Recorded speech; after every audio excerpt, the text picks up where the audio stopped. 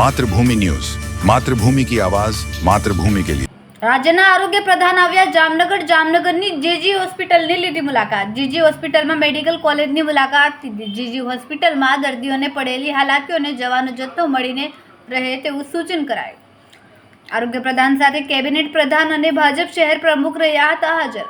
2 દિવસીય સૌરાષ્ટ્રની મુલાકાતે છે આરોગ્ય પ્રધાન। પોરબંદરની મુલાકાત બાદ જામનગર આવ્યા આરોગ્ય પ્રધાન। એમપી શાહ મેડિકલ કોલેજના ડીન જીજી હોસ્પિટલ અધિક્ષક સાથે આરોગ્યલક્ષી વાર્તાલાપ કર્યો।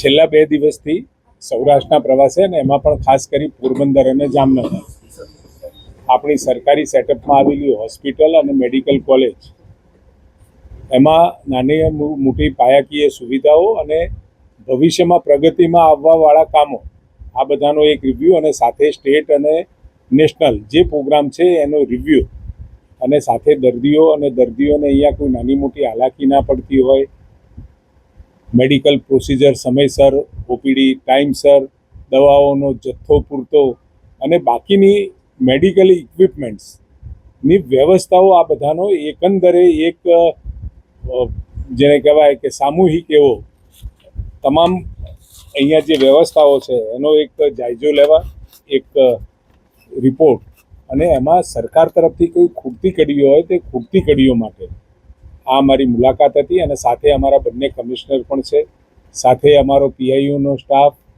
મેડિકલ એજ્યુકેશન, GMERSના પણ જે નિયામક છે બધા જ લોકો એક સાથે આ બંને હોસ્પિટલોમાં અને એમાં પણ જ્યારે પણ અમે મિટિંગ કરીશું એટલે નાના મોટા વિષયો સ્ટાફ તરફથી ધ્યાનમાં દોરવામાં આવે, ક્યાંક અમને નાની મોટી વાત મળી હોય તો એ બાબતની ઇન્ક્વાયરી, એટલે સમગ્રતયા એક આખો એક હોલિસ્ટિક એપ્રોચ સાથેનો આ અમારો કાર્યક્રમ છે।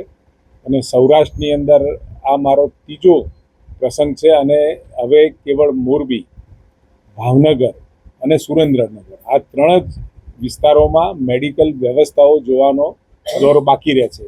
એટલે સૌરાષ્ટ્ર રિજનની અંદર મોટા ભાગનો જે કહેવાય કે આરોગ્ય વિષયક જે સેવાઓ સરકાર દ્વારા પબ્લિક આપી રહ્યા છીએ એમાં ઘણી બધી વ્યવસ્થાઓ આપણે ઇમ્પ્રૂવ પણ કરી છે અને આવતા સમયમાં હજુ પણ આપણે કરવા જઈ રહ્યા છીએ।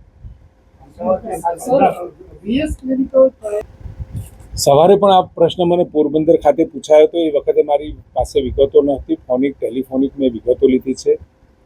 એમાં NMC અને DGCI દ્વારા આ પ્રકારના જે હોસ્પિટલો હોય, મોટી હોસ્પિટલો હોય એને ક્લિનિકલ ટ્રાયલની મંજૂરી મળતી હોય છે, ત્યાં પણ મળી હતી। પરંતુ જે ઓથોરિટી કહેવાય એ ઓથોરિટી દ્વારા જે કમિટી બનવી જોઈએ અને કમિટીના નિદર્શનમાં આખી પ્રક્રિયા થવી જોઈએ, એની જગ્યાએ આ લોકોએ ક્લિનિકલ ટ્રાયલ કર્યા પછી એ વખતે કોઈ રાણા કરી અને પ્રોફેસર હશે અથવા તો કોઈ ડૉક્ટર હશે એમના અગવાઈમાં, એમના આગેવાનીમાં ક્લિનિકલ રિસર્ચ અને એક ટોટલ દર્દીઓ ઉપર કર્યા।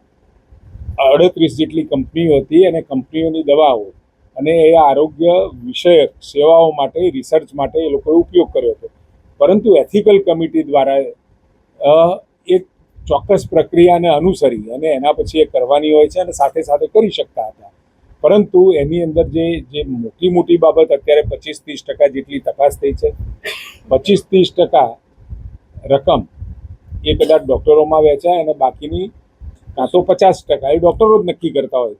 પરંતુ એ પ્રકારની કોઈ પ્રક્રિયા થયા વગર જે પણ કોઈ આવક થઈ છે કંપનીઓ તરફથી એ તમામ ડૉક્ટરોએ પોતે પોતાના ખાતામાં જમા કરાવી છે, આટલો વિષય માલુમ પડ્યો છે। અને એ તપાસના અંતે અત્યારે રાણાને પણ સસ્પેન્ડ કરી દીધા છે, ટર્મિનેટ કર્યા છે અને સાથે 8 જે કોન્ટ્રાક્ચ્યુઅલ ડૉક્ટર્સ હતા એ કોન્ટ્રાક્ચ્યુઅલ ડૉક્ટર્સને પણ તાત્કાલિક અસરથી ત્યાંથી બરતરફ કર્યા છે। હવે બાકી જેમ તપાસ થાય અને તપાસનો રિપોર્ટ મળેથી એ એક્શન લેવામાં આવશે। 5 વર્ષમાં કેટલા આ રીતના રિસર્ચ થયા છે અને એથિકલ કમિટીની જે છે ભલામણ છે હજુ ફરિયાદ મળે છે, રિપોર્ટ આપ્યો છે અને રિપોર્ટના આધારે અને તજજ્ઞો કહેવાય એવા લોકોએ આ તપાસ કરી છે અને પ્રાથમિક અહેવાલ છે કે ભાઈ આમાં આ વિષયની અંદર આવું ક્યાંક આપણને ક્યાંક ક્ષતિઓ માલુમ પડે છે અને ક્યાંક ગેરરીતિ પણ માલુમ પડે છે, એ પ્રકારનો રિપોર્ટ આપ્યો છે। એના ઉપર ડિટેલ ઇન્વેસ્ટિગેશન પણ થશે, એના પછી સમગ્ર બાબતો આપણા ધ્યાનમાં માતૃભૂમિ ન્યૂઝ સાથે હિરેન ગાંધી, જામનગર. ખૂબ જ ટૂંકા સમયમાં માતૃભૂમિ ન્યૂઝ OTT પ્લેટફોર્મ અને મેગા સિટીમાં કેબલ નેટવર્ક સાથે જોડાઈ જશે. તો જોતા રહો માતૃભૂમિ ન્યૂઝ.